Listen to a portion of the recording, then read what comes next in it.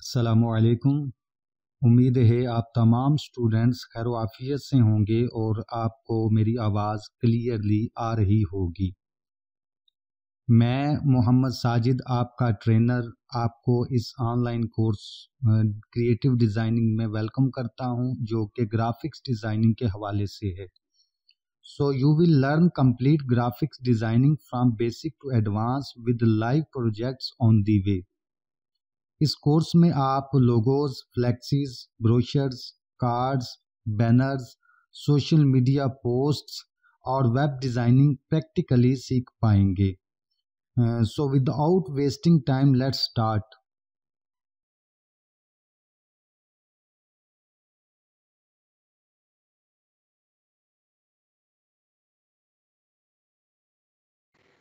जी students, ये आज के लेसन के हवाले से मेरी स्क्रीन आपको नज़र आ रही होगी, एमएस वर्ड की फाइल। इसमें आज हमने fitting text to a path CorelDRAW के अंदर ये किस तरह किया जाता है इसको हम देखते हैं। पहले थ्योरेटिकली इसको पढ़ लें, समझ लें कि behind the scene what is the scenario, और उसके बाद हम इसको प्रैक्टिकली करके देखते हैं। You can add an artistic text along the path of an open object, for example, a line, a curve, etc., or a closed object, for example, a square, a ellipse, a circle.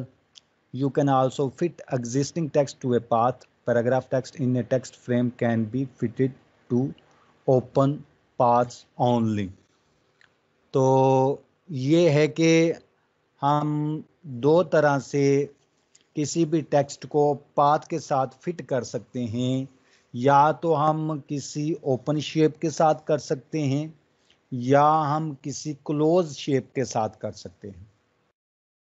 Open shape के साथ भी किया जा सकता है, close shape के साथ भी किया जा सकता है। ओपन शेप कौन सी हो सकती है? जैसे आप कोई लाइन ड्रा करते हो या कोई कर्व बनाते हो, तो ये ओपन शेप है। और क्लोज शेप जैसे कोई रेक्टेंगल ड्रा किया, कोई स्क्वायर ड्रा की, कोई ट्रायंगल ड्रा की, कोई सर्कल ड्रा किया, तो ये क्लोज शेप है। ठीक है ना। अगर आप किसी टेक्स्ट को किसी शेप के साथ फिट कर देते हैं, किसी पाथ के साथ फिट कर देते हैं, तो आप अगर उस शेप को, उस पाथ को डिलीट भी कर दें, रिमूव भी कर दें, तब भी वो आपका टेक्स्ट उसी शेप के अंदर मौजूद रहेगा। तो ये था हमारा थ्योरेटिकली आज के लेसन के हवाले से। अब हम इसको प्रैक्टिकली करके देख लेते हैं। तो मैं आपको कोरलड्रा की विंडो पे लेके चलता हूँ और वहाँ पे जाके हम इसको प्रैक्टिकली करके देखते हैं। जी स्टूडेंट्स, ये मैंने अपनी कोरलड्रा की विंडो आपसे शो करवाई हुई है। अगर आपको नज़र आ रही है तो अपना माइक अनम्यूट करके मुझे बता दें। आ रही है नजर? जी सर, आ रही है नजर। आ रही है जी सर, आ रही है, आ रही है सर। ओके जी, तो लेट्स स्टार्ट। कि सबसे पहले हमारे पास ये जो फाइल ओपन है, हम उसको सेव करवा लेते हैं ताकि हमें कोई किसी किस्म का इशू ना आए। तो और ये आपकी भी प्रैक्टिस होनी चाहिए कि जब आप कोई काम करने लगो किसी भी फाइल के अंदर, तो उसको अपने पास सेव करवा लो और फिर टाइम टू टाइम उसको Ctrl+S की शॉर्टकट की के साथ सेव करवाते जाओ। अच्छा जी, तो हम पहले एक टेक्स्ट ले लेते हैं जिसको हम किसी पाथ के साथ एसोसिएट करना चाहते हैं।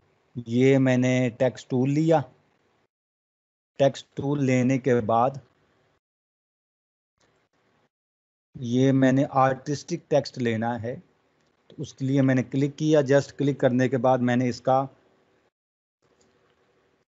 फ़ॉन्ट साइज़ इंक्रीज़ किया ताकि हमें वाज़िया नज़र आए।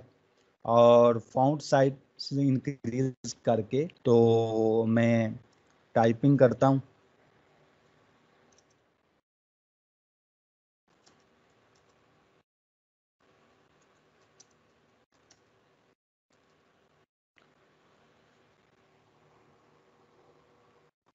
ये मैंने एक आर्टिस्टिक टेक्स्ट जो है वो टाइप कर लिया है। अब मैं एक ओपन शेप बनाता हूँ, तो उसके लिए मुझे एक कर्व बनाना होगी। तो उसके लिए मैं जाता हूँ जी फ्री हैंड टूल के फ्लाई आउट के अंदर, और यहाँ पे बेजियर टूल होगा जो हमने सीखा था कि बेजियर टूल की मदद से हम कर्व ड्रा कर सकते हैं। तो यहाँ से मैं बेजियर टूल जो है वो सिलेक्ट कर लेता हूँ, और सिलेक्ट करने के बाद मैं अपनी ड्राइंग विंडो के अंदर आता हूँ। ड्राइंग विंडो के अंदर आके तो यहाँ फर्स्ट पॉइंट पे मैं क्लिक करता हूँ। फर्स्ट पॉइंट पे क्लिक करके नेक्स्ट पॉइंट पे जस्ट क्लिक करके तो मैं ड्रैग करता हूँ अपना माउस, तो मेरे पास एक कर्व बन जाएगी। फिर अगले थर्ड पॉइंट पे जस्ट मैं क्लिक करता हूँ, तो ये इस तरह की कर्व जो है वो मेरे पास आ जाएगी।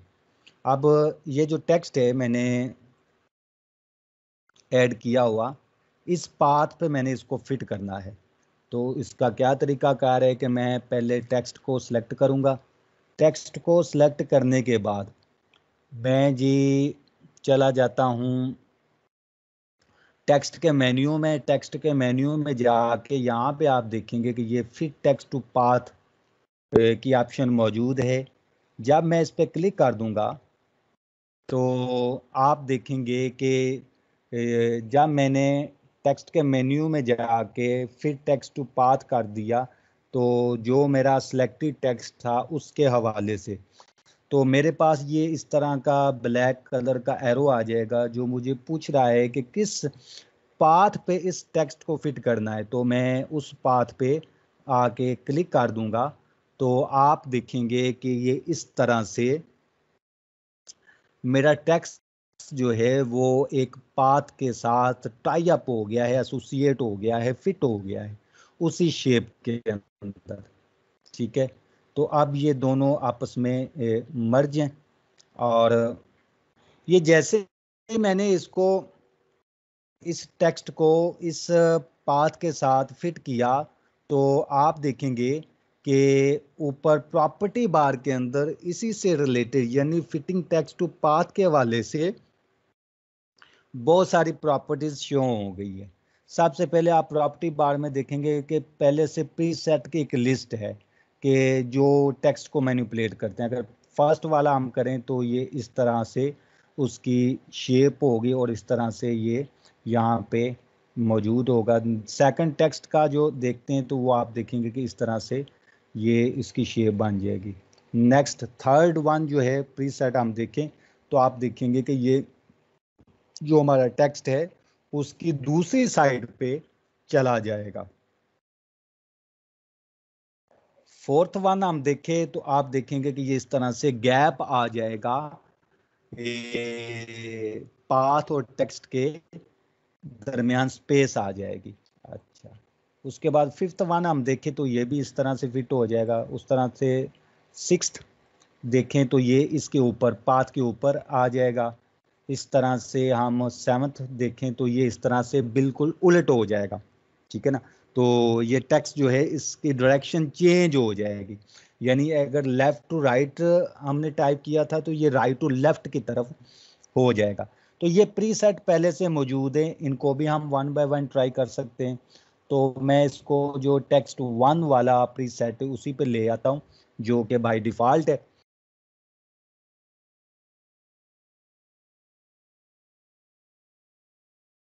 उसके बाद आप देखेंगे कि यहाँ पे टेक्स्ट ओरिएंटेशन है, तो टेक्स्ट ओरिएंटेशन को वन बाय वन देख लेते हैं। ये फर्स्ट है, उसके बाद दूसरा हम देखते हैं तो इस तरह से, तीसरा हम देखते हैं तो इस तरह से, तो चौथा हम देखते हैं तो इस तरह से ओरिएंटेशन जो है वो चेंज होती है। ठीक है ना, तो यहाँ से फर्स्ट वाला ही हम इसको कर लेते हैं। उसके बाद नेक्स्ट आप देखेंगे कि वर्टिकल प्लेसमेंट दी हुई है, तो उसकी भी लिस्ट है। ये फर्स्ट है, उसके बाद वर्टिकल प्लेसमेंट सेकंड है, तो ये आप देखेंगे किस तरह से प्लेस हो गया। उसके बाद ये थर्ड है, ये वर्टिकल प्लेसमेंट फोर्थ है, और ये नेक्स्ट है। तो ये इस तरह से ये वर्टिकल प्लेसमेंट भी अपनी रिक्वायरमेंट के मुताबिक हम इसको एडजस्ट कर सकते हैं, ठीक है ना। तो इसको भी मैं फर्स्ट वन वाली डिफॉल्ट उसी को सिलेक्ट कर लेता हूँ। अच्छा, उससे नेक्स्ट हम देखेंगे तो ये टेक्स्ट प्लेसमेंट है। तो ये फर्स्ट वाली, ये सेकंड वाली, ये थर्ड वाली। तो ये इस तरह से ये टेक्स्ट की प्लेसमेंट भी हम देख लेते हैं। उससे नेक्स्ट हम देखें तो डिस्टेंस फ्रॉम पाथ, यानी पाथ से कितना डिस्टेंस होना चाहिए, ये हम एडजस्ट कर सकते हैं। ये अभी आप देख रहे हैं कि हमारे ये जो टेक्स्ट है बिल्कुल पाथ के साथ अटैच्ड है। तो अगर हम इसका डिस्टेंस बढ़ाएंगे, यहाँ से मैं बढ़ाने लगा हूँ, तो आप देखेंगे कि उसका डिस्टेंस बढ़ता जाएगा, ठीक है ना। अब उसके बाद नेक्स्ट है हॉरिजेंटल ऑफसेट, यानी हॉरिजेंटली ऑफसेट कितना है, तो वो भी हम बढ़ाएंगे। तो आप देखेंगे कि ये किस तरह से ये ऑफसेट हॉरिजेंटली बढ़ता जा रहा है। तो ये वो चीज़ें हैं जिनको हमने देखनी है, और ये ट्रिक्स हैं जिनको यूज़ करके हमने अपनी रिक्वायरमेंट के मुताबिक टेक्स्ट फिटिंग के हवाले से हमें इनको यूज़ करना है।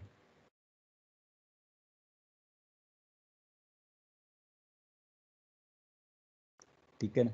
तो यहाँ पे मैं स्पेस 0 ले आता हूँ फिलहाल, ठीक है ना। तो ये हो गया। अब यहाँ से आप देखेंगे कि माउस की मदद से भी हम इसके अंदर मॉडिफिकेशन कर सकते हैं। यानी अगर मुझे यहाँ से इसको आगे शिफ्ट करना हो, यानी जिसको कहते हैं हॉरिजेंटल ऑफसेट को करना हो, तो ये आपके पास यहाँ पे रेड कलर का नोड दिखाई दे रहा होगा। तो इसको, इसकी मदद से जब इसको मैं पकड़ के तो आगे शिफ्ट करूँगा, तो आप देखेंगे कि इस तरह से इसका ऑफसेट जो है वो चेंज हो रहा है। यानी ये माउस की मदद से भी कर सकते हैं। अच्छा स्टूडेंट, इसके अलावा अगर मुझे इसका पाथ डिलीट करना हो, यानी मैं इस पाथ को डिलीट कर देता हूं, क्योंकि ये अब टेक्स्ट जो है वो मेरे पाथ के साथ फिट हो गया है, और इसको अगर मुझे डिलीट करना पड़ जाए तो मैं यहाँ पे इस पाथ को सिलेक्ट करूँगा। सिलेक्ट करने के बाद मैं कीबोर्ड से डिलीट की प्रेस करूँगा। तो जैसे मैं डिलीट की प्रेस करूँगा तो ये पाथ जो है वो डिलीट हो जाएगा, और ये टेक्स्ट मेरा उसी शेप के अंदर इंडिपेंडेंट रह जाएगा। अच्छा, ये तो था हमारा कि किसी ओपन शेप के अंदर के साथ अपने टेक्स्ट को फिट करना। अगर किसी क्लोज शेप के साथ करना हो तो उसका भी हम कर लेते हैं कि लेट्स से कि यहाँ से मैं एलिप्स टूल ले लेता हूँ और मैं सर्कल ड्रा कर लेता हूँ।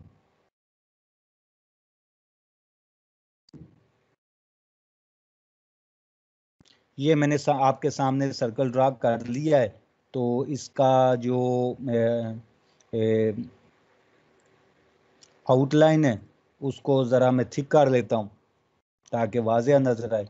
अब मैं कुछ टेक्स्ट लेता हूँ जो कि हमने इसके पाथ के वाले से फिट करना है।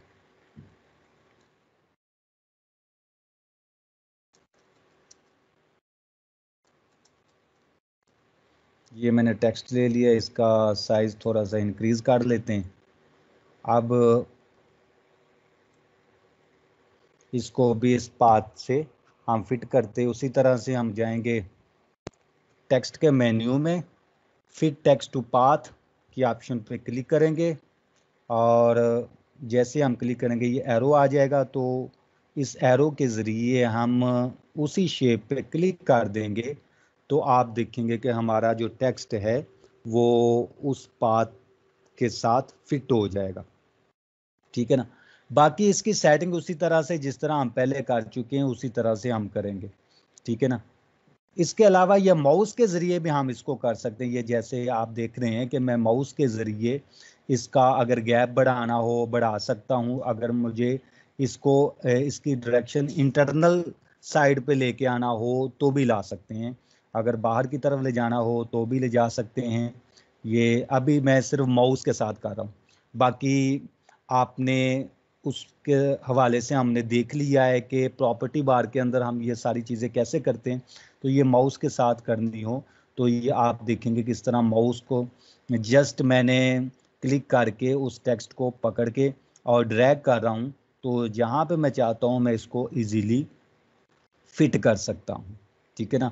अगर सर्कल के अंदर लेके आना टेक्स्ट तब भी, सर्कल के बाहर लेके आना तब भी, अगर मुझे बिल्कुल इस लाइन के साथ क्लोज रखना है तो तब भी मैं माउस के साथ इसको कर सकता हूँ। अगर मुझे इसको मतलब भी हॉरिजेंटल ऑफसेट जो है वो कम करना बढ़ाना है तो ये रेड नोड जो बना हुआ है इसकी मदद से ये मैं इसको इस तरह से भी रोटेट कर सकता हूँ।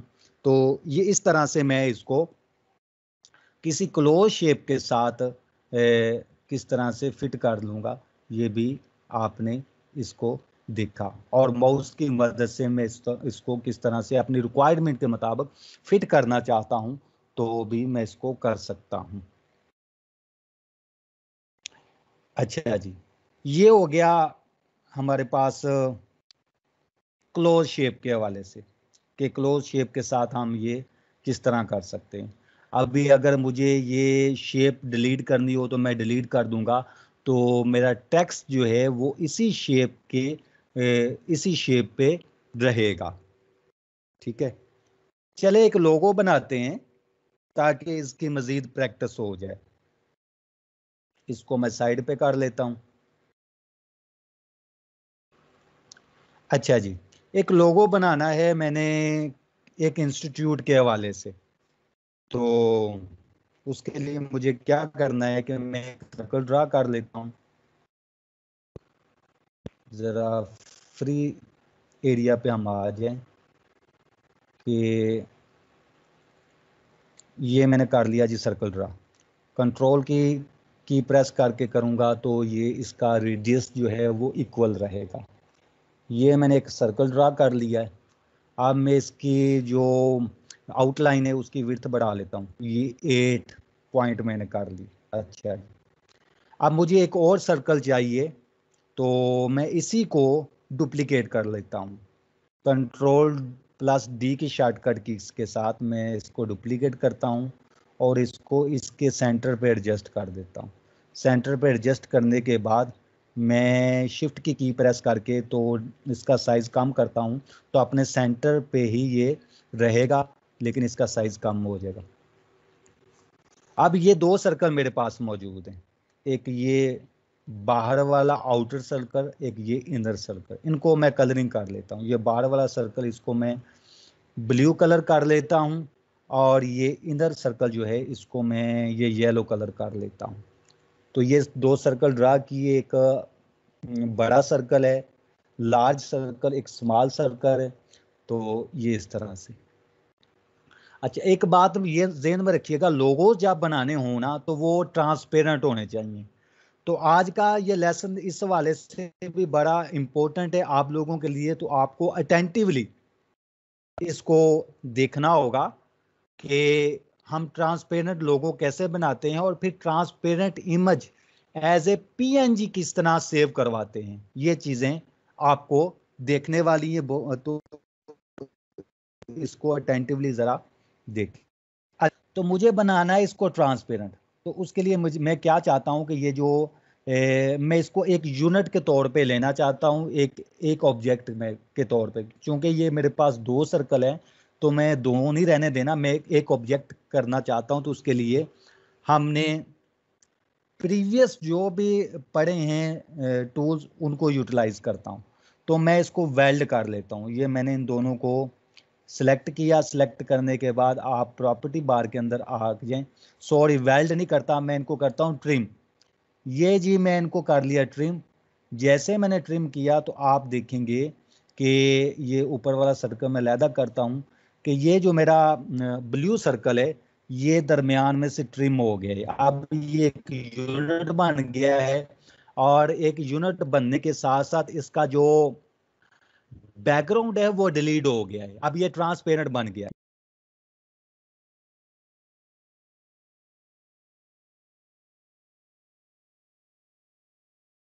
ये इसको चेक करना हो कैसे करेंगे, जैसे ये मेरे पास येलो सर्कल है, इसको मैं ज़रा साइज़ बढ़ा लेता हूँ काफ़ी ज़्यादा। इसको साइज़ बढ़ा के तो ये वाला जो मैंने ट्रांसपेरेंट किया है इसको इसके ऊपर लाता हूँ।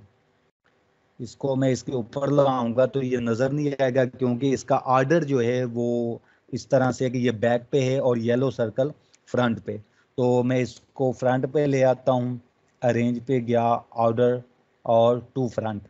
ये जैसे मैंने टू फ्रंट किया तो ये फ्रंट पे आ गया। आप ये देखेंगे कि दरमियान में से ट्रांसपेरेंट है, कि इसका दरमियान में से जो है वो डिलीटेड है और बैकग्राउंड इसका नहीं है, तो ये मुझे शो करवाना था।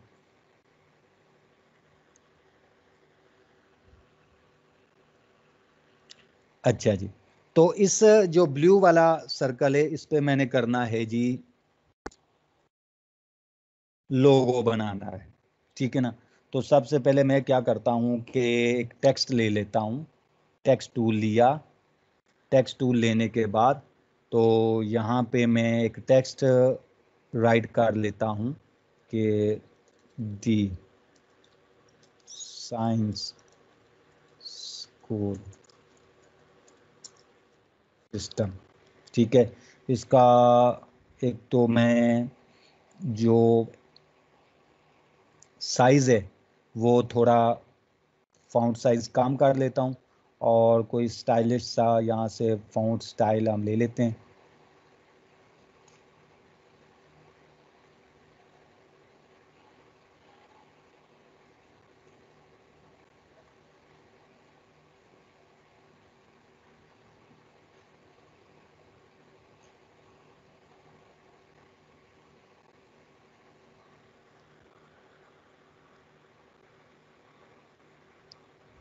चलें, ये वाला मैं फ़ॉन्ट स्टाइल ले लेता हूँ और थोड़ा सा इसका साइज़ उसी के हवाले से बढ़ा लेता हूँ।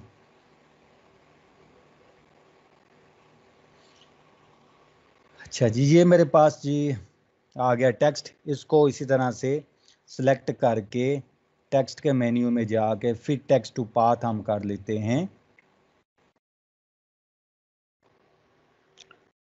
तो ये हो गया फिट, ठीक है ना। अब मुझे इसको इस ब्लू एरिया पे लेके आना है, क्योंकि ये बाहर की तरफ से इसको अंदर लेके आना है। तो माउस के जरिए भी हम कर सकते हैं, माउस के जरिए, और प्रॉपर्टी बार से भी कर सकते हैं, दोनों तरीकों से। अभी मैं माउस के जरिए इसको करता हूँ ड्रैग।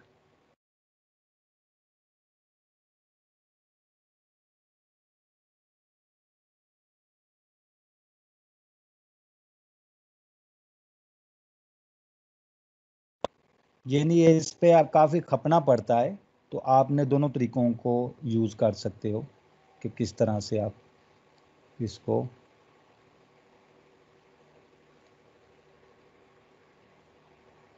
कर पाओगे। जी, ये हो गया। अब इसको टेक्स्ट को मैं कर लेता हूँ कलर। ये टेक्स्ट मैंने कलर कर लिया, और थोड़ा सा मैं इसको इंक्रीज कर देता हूँ जूम, ठीक है। अब ये ऑलमोस्ट फिट हो गया, ठीक है ना। अगर कोई थोड़ी बहुत ही कसर रहती हो तो आप यहाँ से ये प्रॉपर्टी बार के अंदर जाके डिस्टेंस फ्रॉम पाथ वाला एडजस्ट करके आप इसको कर सकते हो। ऑफसेट कम ज़्यादा करना हो तो यहाँ से आप ऑफसेट भी, हॉरिजेंटल ऑफसेट भी आप करके तो इसको अच्छे से एडजस्ट कर सकते हो, ठीक हो गया। अब नीचे मैं टेक्स्ट लाना चाहता हूँ यहाँ पे, तो उसके लिए भी मैं ये टेक्स्ट टूल लिया। एक तो होता है टेक्स्ट टूल लेके तो अलहदा से टेक्स्ट लिख के उसको फिटिंग टू पाथ करना कमांड के जरिए। एक होता है डायरेक्टली यहाँ पे आके आप इसको, ये यहाँ पे आके ये आप देखेंगे कि यहाँ पे एक टेक्स्ट लिखने के लिए एक सिंबल आ जाता है। तो उस सिंबल के ज़रिए आप देखोगे कि यहाँ पे जस्ट क्लिक किया और यहाँ पे राइट करना शुरू कर दिया।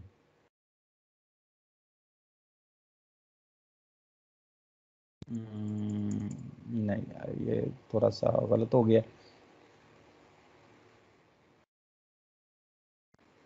अच्छा, दोबारा से मैं टेक्स्ट लेता हूँ, टेक्स्ट टू लेता हूँ, और यहाँ पे आके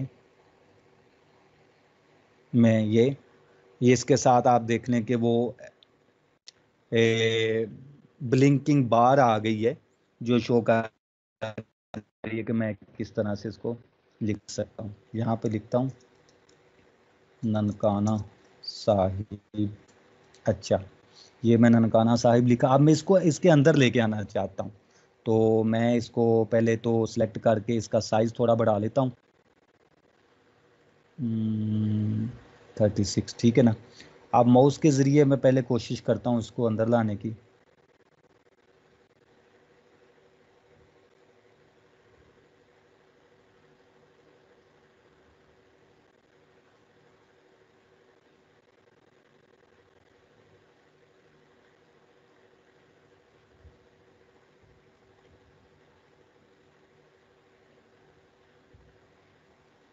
जी, ये एग्जैक्टली जिस जगह पे मैं चाह रहा था वहाँ पे आ गया। अब इसकी डायरेक्शन चेंज करनी है, तो डायरेक्शन चेंज करने के लिए मुझे प्रॉपर्टी बार का सहारा लेना पड़ेगा। तो प्रॉपर्टी बार के अंदर आके ये आई थिंक टेक्स्ट 7 वाला प्रीसेट है ना, वो इसकी डायरेक्शन चेंज कर देगा। ठीक है ना। अब ये ऊपर चला गया, इसको मैं यहाँ पे रेड नोट से पकड़ के नीचे लेके आता हूँ, तो आप देखेंगे कि ये इसकी डायरेक्शन चेंज हो गई है। अब मुझे थोड़ी सी इसकी स्पेस करनी है, तो उसके लिए फिर मैं प्रॉपर्टी बार के अंदर जाके इसकी स्पेस जो है वो एडजस्ट करूँगा। अब ये इसको थोड़ा सा ऑफसेट देना है मुझे हॉरिजेंटली, तो ऑफसेट भी अगर इससे होता है तो ठीक है, नहीं तो मुझे इसको पकड़ के तो यहाँ से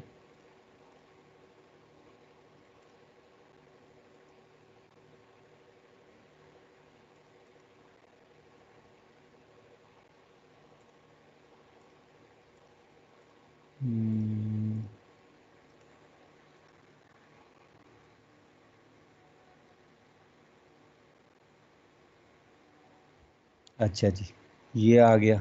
अब यहाँ से मैं पकड़ के इसको थोड़ा सा आगे की तरफ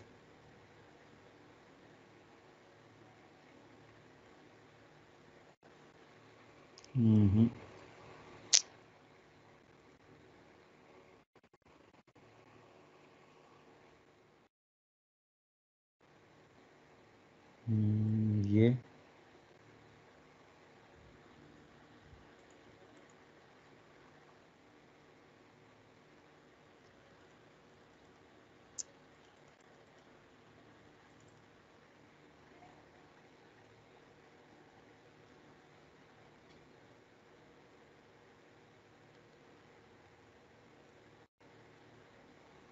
इसका थोड़ा सा साइज भी बढ़ा लेते हैं हम।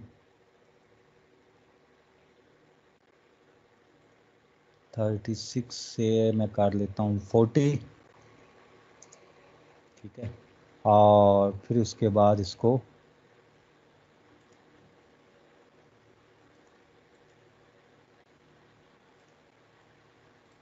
यहाँ से देखते हैं होता है, नहीं तो फिर हम माउस के ज़रिए इसको एडजस्ट करेंगे। ये हम माउस के ज़रिए इसको लें जी। ये जहाँ पे मैं चाह रहा था ऑलमोस्ट वहाँ पे ये फिट हो गया है। इसकी कलरिंग कर लेते हैं। इसको मैं कलर दे देता हूँ कोई सा भी, ये वाला इसको कलर दे देते हैं। अच्छा, अब मैं एक बिट मैप, एक इमेज लाना चाहता हूँ एकेडमिक हैट का, और वो इसके अंदर ला के फिट करते हैं। तो मैं उसको करता हूँ इंपोर्ट। अभी मैं फाइल पे जाके तो इंपोर्ट कर लेता हूँ। ये इंपोर्ट की मैंने कमांड पे क्लिक किया, और अपने डेस्कटॉप पे मैंने ये रखा होगा हैट जो है, उसको मैं यहाँ पे इंपोर्ट कर लेता हूँ।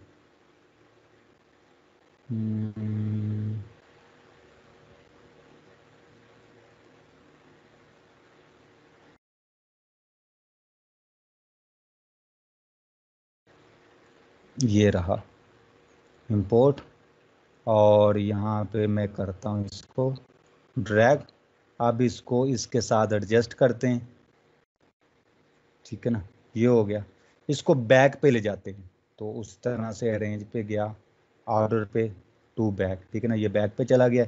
अगर इसका साइज बढ़ा लिया जाए तो इसके साथ, ठीक है ना। तो ये हमारा जो लोगो वो रेडी हो गया है और यहाँ पे ये ट्रांसपेरेंट होना चाहिए, क्योंकि ये जो इमेज मैं लेके आया हूँ ये भी ट्रांसपेरेंट है, इसका बैकग्राउंड नहीं है। तो इस पूरे लोगो का बैकग्राउंड जो है वो नहीं होना चाहिए, ठीक है ना। तो इसको मैं करता हूँ सिलेक्ट, ये सारे को मैंने किया सिलेक्ट, जो मैंने लोगो बनाया है उसको सिलेक्ट कर लिया। अब इसको करता हूँ एक्सपोर्ट।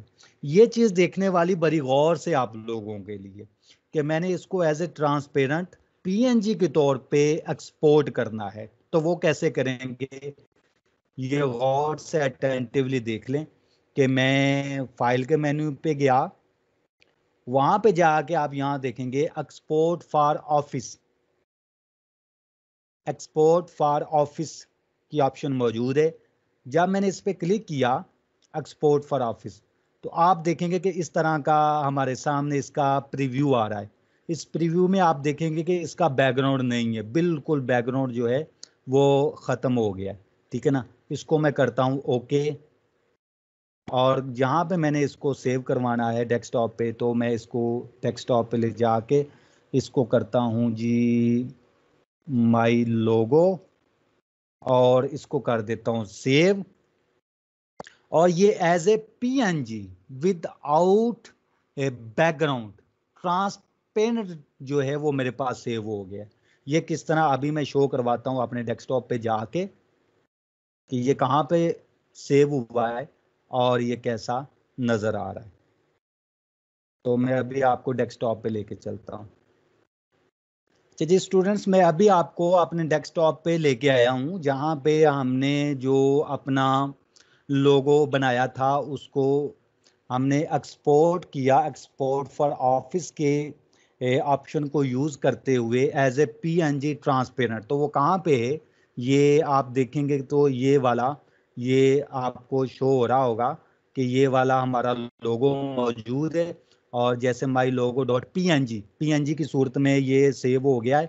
और आप इसको देखें तो इसका बैकग्राउंड नहीं है, आपको मेरे डेस्कटॉप का जो ब्लू कलर है इसमें से नज़र आ रहा है। इट्स मीन कि इसका बैकग्राउंड जो है वो रिमूव्ड है और ये इस वक्त मेरे पास ट्रांसपेरेंट है। अगर आप इसके ऊपर, इस आइकॉन के ऊपर अपना माउस को लेके जाएंगे तो इसकी ये सारी डिटेल सामने आ जाएगी, जैसे item type PNG, dimension 613 by 613, और इसका साइज जो है वो 100 KB है। तो ये भी यहाँ से इसकी तमाम डिटेल जो है वो भी शो हो रही है कि ये पीएनजी के अंदर है, डायमेंशन कितनी है, साइज क्या है। तो ये इस बॉक्स के अंदर ये चीज़ें शो हो रही हैं। अगर मैं इसको ओपन करूं तो जब मैं ओपन करूंगा तो आपको ये इस तरह से ये मेरा लोगो यहाँ पे शो होगा। ये इस तरह से मेरा लोगो आपको शो हो रहा है। जैसे मैंने इसको ओपन किया तो आप देख रहे हैं कि इसका जो बैकग्राउंड नहीं है, बैकग्राउंड रिमूव्ड है और ये बिल्कुल ट्रांसपेरेंट आपके सामने नजर आ रहा है।